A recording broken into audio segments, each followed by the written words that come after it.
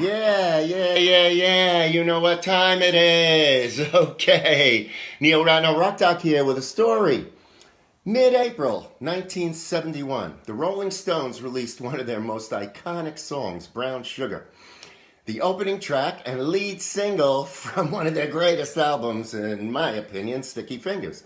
And today, I thought I would tell you a few things about the tune you might not know. But as usual, a little background first. So the song was primarily written by Mick Jagger, and it was written during the filming of the movie Ned Kelly.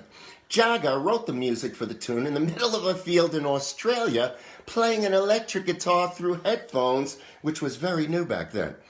Now, the lyrics are about slaves from Africa who are sold in New Orleans and raped by their white masters. Quite a serious topic. But the way the song is structured, it comes off as a rock and roll song about a white guy having sex with a black girl.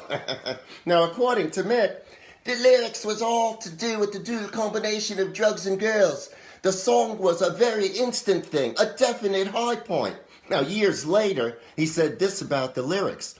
That makes it the whole mess thrown in. God knows that I'm on that song. It's such a mishmash. All the nasty subjects in one go. I never would write that song now. And when he was asked why, Jagger replied, I would probably censor myself. I'd think, oh God, I can't. I've got to stop. I can't just write raw like that. That was pretty raw.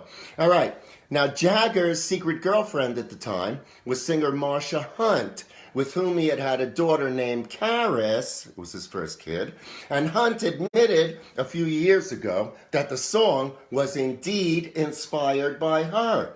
Although Bill Wyman claimed at the time it was partially inspired by a black backup singer named Claudia Lanier, who was one of Ike Turner's Ike Cats, and she and Jagger had met when the Stones toured with Turner in 1969. Now, the Stones were signed to Atlantic Records at the time, and Jerry Wexler sent the band to record at the soon-to-be-famous Muscle Shoals Sound Studio in Sheffield, Alabama. Wexler had sent Aretha Franklin, Wilson Pickett, the Staple Singers, and quite a few other Atlantic R&B artists down there to record. He was super impressed with the sound. He knew the Stones loved old American R&B and blues, and he thought the fit would be great, and it really was.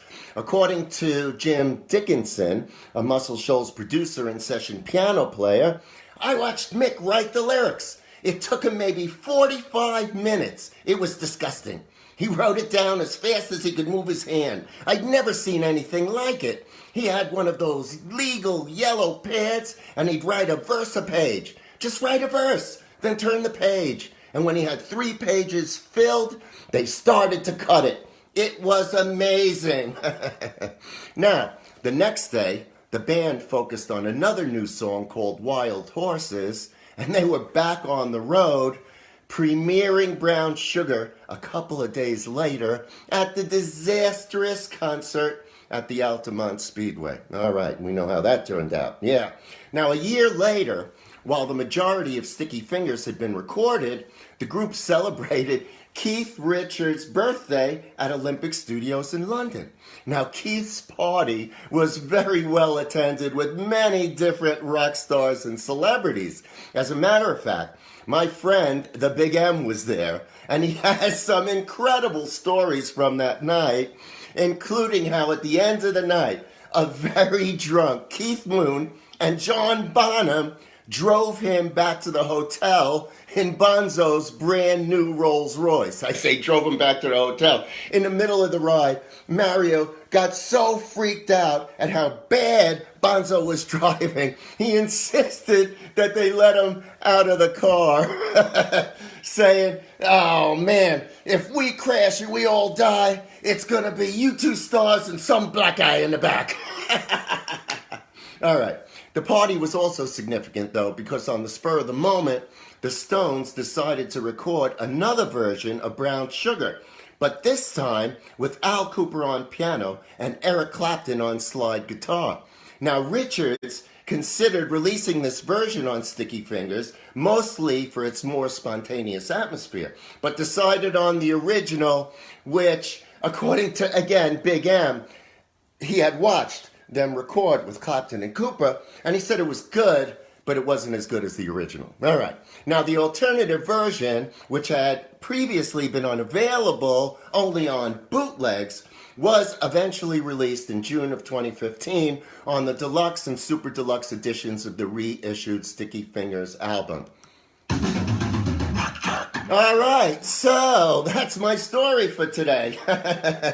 You know, the song also opened the 72 US tour and has been played at most Stone show ever since. And when they do get back out on the road, which may be this summer, although there's some problem with getting the stadiums, Jaggers doing much better. But whenever they do get back out on the road, I betcha this will be one of their songs. All right, that's my story. Neil Ratner Rock Doc here. Again, if you haven't bought my book, buy it.